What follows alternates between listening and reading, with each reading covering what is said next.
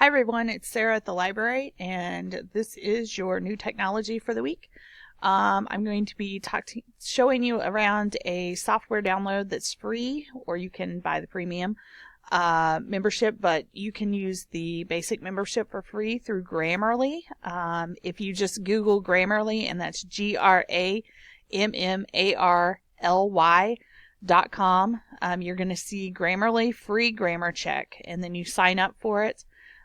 Just takes a minute, an email and a login. But you will be able to download it for Microsoft Office and use it on Facebook, Twitter, and all of those things online. So once you have your account set up, you will have a home page, and you can set your profile, you can set apps and that sort of thing. And I'm going to show you a little bit around it so that you can see how it works just real quick. I'm going to show you the demo document that they give us so that you can see that. This basically is a document that's been uploaded to Grammarly, to their site, and then they check it. It gives you 13 critical issues. The advanced issues, they're going to make you pay for that, but the critical issues are probably the ones that you're going to be most worried about. You can see that it tells you there's spelling issues, grammar issues, and punctuation issues over here.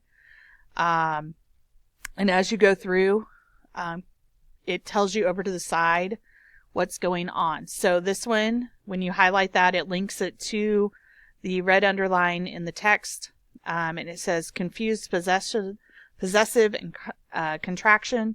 If you expand the card, it's going to give you a little information about what the difference is. So you read it. You decide if you really need to make the change, or if you don't. So you decide, do you want it as IT apostrophe S, or do you want it is annoying? So you click on the one you want, it changes it in your text, and then you move on to the next one. And you can see it kind of goes through some spelling things. Listened at, listened to, she versus her, possibly confused word. Very versus very, V-E-R-Y, which are some things that normal Microsoft Office spell check and grammar check doesn't necessarily catch. So it's kind of nice. It highlights them throughout the work and then gives you the information over here. Like I said, there are a couple ways you can use this. Go back to home here.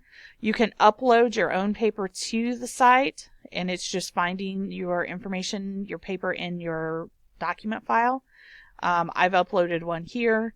It didn't take very long. You can see the green arrow spinning here, and it says it's checking. Only found some advanced issues, and then that way I know the paper is okay according to it. Or you can install the app. You can download it for Microsoft Office, and it will run on Microsoft Word and your Outlook. So when you do that, let me flip over here and show you what it looks like on Microsoft Word. I've uploaded a sample paper from Google. You can see over here, Grammarly up in the corner is running. The only downfall in this is when Grammarly's on, the auto save does not necessarily work. So you want to make sure you are saving quite frequently. And it looks just very similar to what's going on online. It's got some spell checks here. You still have the little arrow where you can click adverb instead of adjective for the sense. Okay, tells you the information. You click on the green one to replace it, or you can click ignore.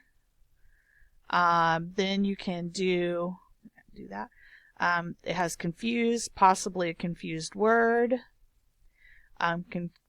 Confused, possibly confused word. So it goes through and highlights those ideas there.